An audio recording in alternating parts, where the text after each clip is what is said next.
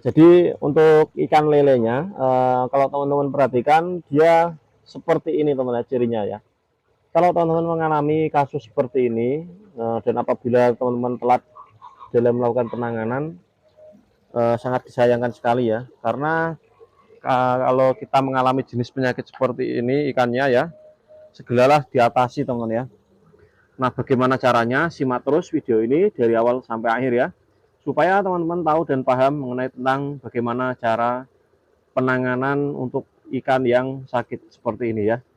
Oke, yang pertama, yang perlu teman-teman perhatikan adalah jenis pakan yang digunakan itu harus diganti ya.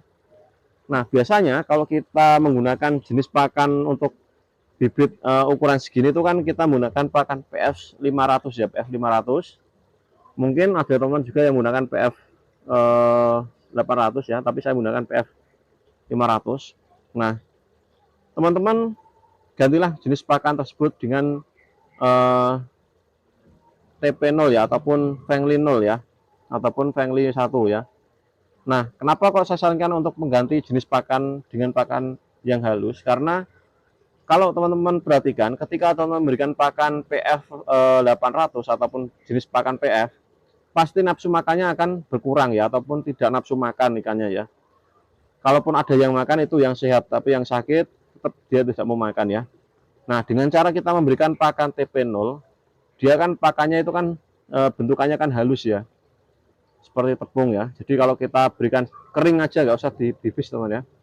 Kita berikan pada bibit ikan lele. Pasti kalau pakan TP0 ataupun pakan Fengli ya, dia akan makan semua rata ya. Walaupun kadang ada juga yang tidak makan satu atau dua ya, tapi tetap banyak yang makan ya. Nah, setelah itu teman-teman pastikan dalam proses pengobatan ya, ataupun menangani kasus seperti ini, biasanya itu kan disebabkan karena mungkin kondisi kolam yang sebelumnya yang ditempatinya itu kotor ya, ataupun berlumut ataupun banyak amonia. Nah, karena kemarin itu kan sorry, saya hampir jatuh teman ya, karena kemarin berada di sana ya ikannya, dan saya pindah tempatkan atau saya sortir di dua tempat ini ya, karena di sana kemarin kan bisa teman lihat sendiri itu kan kotor sekali ya. Dan ini sudah saya bersihkan dan saya sortir, ini yang kecil, ini yang dua. Nah, ini ukur 1 2 ataupun ukur 22, dan ini ukur 23 ya. Nah, untuk penanganan selain dari pakan, teman-teman bisa memberikan obat catfish ya teman-teman ya. Catfish ya, sebagai obat untuk airnya ya, dan bisa memberikan juga booster introvok juga bisa ya.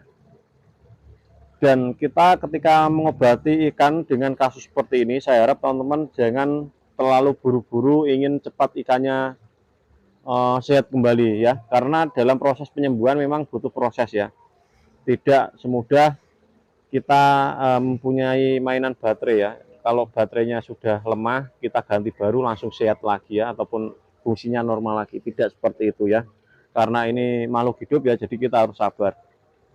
Nah, sebenarnya ini ada beberapa ikan yang mati ya.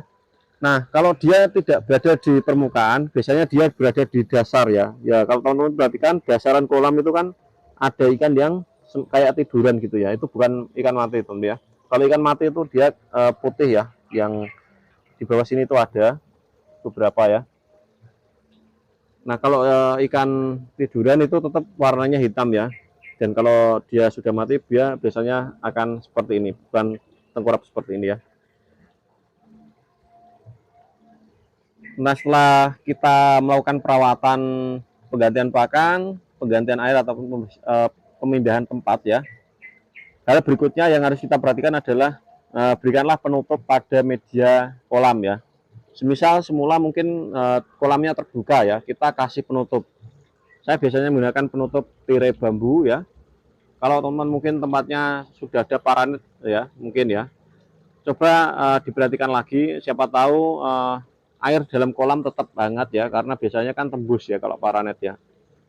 Coba perhatikan, kalau memang airnya tetap netral, tidak jadi masalah ya. Tapi kalau eh, panas ya, mungkin teman-teman bisa memberikan penutup tambahan ya apabila ada parenetnya. Nah, untuk air kocoran itu tetap saya kasih ya teman-teman ya, karena ada juga yang petani yang tidak, kalau mengalami kasus seperti ini itu tidak memberikan kocoran. Tapi kalau saya pribadi, saya tetap menggunakan air kocoran ya, tapi tidak arus ya. Itu kan modelnya kan dia ke bawah ya, seperti dalam video itu ya, dalam video sana ya, itu ke bawah ya. Dan kalau mungkin teman-teman ada pertanyaan mengenai tentang seputar budidaya ikan lele, silahkan teman-teman tanyakan ya. Mungkin kalau saya mengetahui tentang pertanyaan teman-teman, nanti saya akan buatkan video ataupun saya jawab melalui komentar ya. Nah, terkadang dari teman-teman banyak sekali yang berkomentar, tapi tidak terbaca karena banyak sekali komentar yang bertanya ya teman-teman ya. Nah, ini dalam proses penyembuhan sudah apa ya, kemarin sore, dan ini kurang lebih 1 hari ya. Jadi sore pendak sore istilahnya tuh ya, kalau istilah Jawanya ya.